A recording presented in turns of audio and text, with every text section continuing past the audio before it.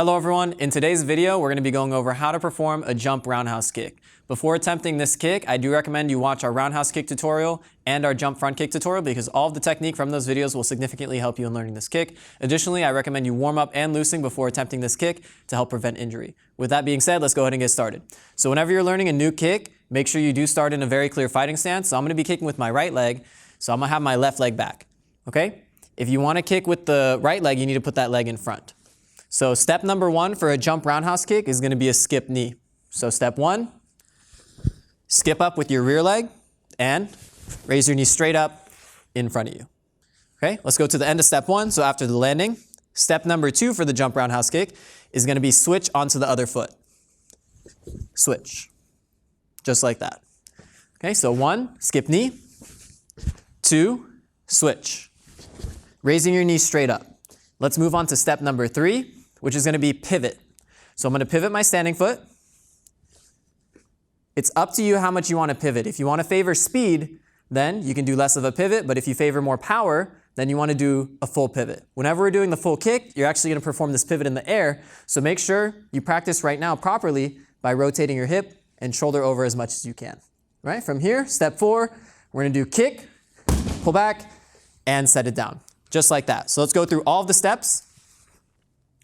One is skip knee, making sure you have a tight chamber.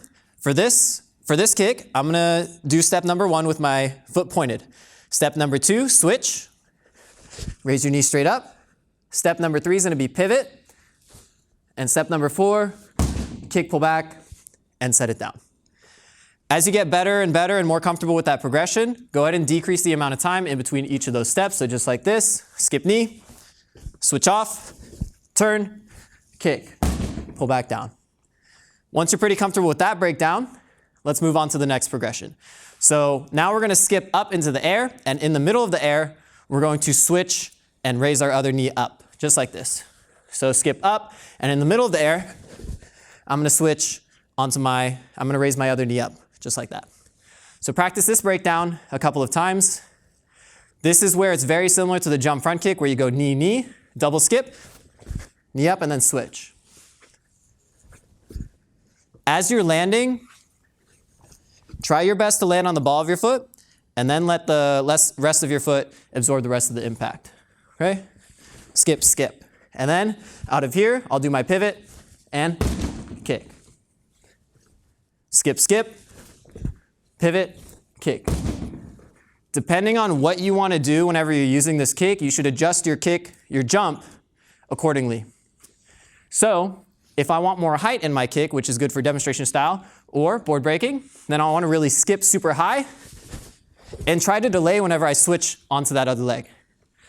If I want to stay a little lower, focusing more on the speed, which is more applicable in sparring, then I want to stay lower to the ground and travel a little more towards my target. Focus more of my energy toward the target. So like this, skip, skip. That's going to be good for speed and traveling more forward distance, while the demonstration style is going to be good to get that float, that nice clean aesthetic kick when you're demonstrating or doing a board break. All right? So if you want more air time, focus that knee straight up, focus more of your energy going straight up, and then switch off, try to delay that switch. If you want more speed and you want to use it more in sparring, then stay lower to the ground. All right? From there, let's move on to the next progression. So now I'm going to do the air pivot. So I'm going to switch in the middle of the air, and at the same time, I'm going to turn my hips and shoulders over, just like this. Okay, so I'll do my skip, skip. This time, on that second skip, I'm going to rotate hips and shoulders over to the side. So skip up with my rear knee, raise the other knee up, and turn in the middle of the air. From there, kick, pull back down. If you want more height, you need to make sure you try your best to raise that second knee as straight up as possible. You don't want to skip or cut across too much, just like that. Okay, so I want to raise my knee straight up. Watch this knee. It goes straight up as much as I can first, straight up, and then I'll turn. Then kick, pull back down. So stay on that progression for a while until you can land pretty comfortably and smoothly, and you're making sure you're rotating over enough. So up, skip, skip, and then turn. Kick, pull back down. Once again, the amount you pivot in the middle of the air is up to you. If you want more power, then turn the hips over more. If you want to favor a little bit more speed, but that's going to sacrifice a little bit of power, then you can pivot a little less. Watch that breakdown again. So skip, turn, kick, pull back down. And the final progression, which is the final version of the kick, just add that snap, trying to finish the majority of the kick while you're in the air or as you're landing. So I'm going to do my knee up, I'm going to switch off, I'm going to turn, kick, pull back down, doing as much of that in the air as I can, just like this.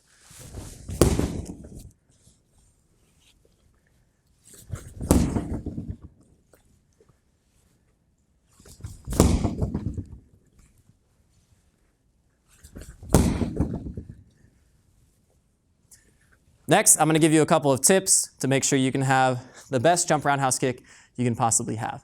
So whenever you're performing the first step, you can use your arms to help you generate more height here.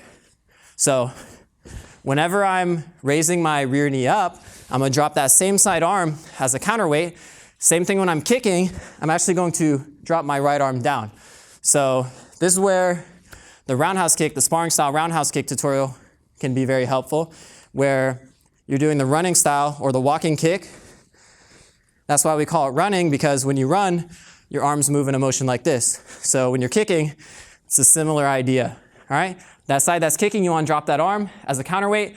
That'll help give you a little more speed on the second kick. And the first one, whenever you throw the arm up, that will give you a little more height. So I drop my left arm and I swing my right arm up to the ceiling like that. And then when I switch off and kick, I want to do the opposite. So just like that. Okay, I'm going to drop my kicking side down to give me a little counterweight there to have more power on the roundhouse kick. All right, altogether it should look like this. It doesn't have to be a super big motion, but it should feel a little more natural. You don't want to resist the natural motion of your body. It is an option to keep your hands in here, but it should feel a little more natural to move your hands up, down like that, sort of like you're running. So skip and kick, just like that. And that's how you perform a jump roundhouse kick in Taekwondo. If you have any suggestions for what we should do a tutorial on next, be sure to leave it down in the comments below. This is Champions Taekwondo Academy. Thanks for watching.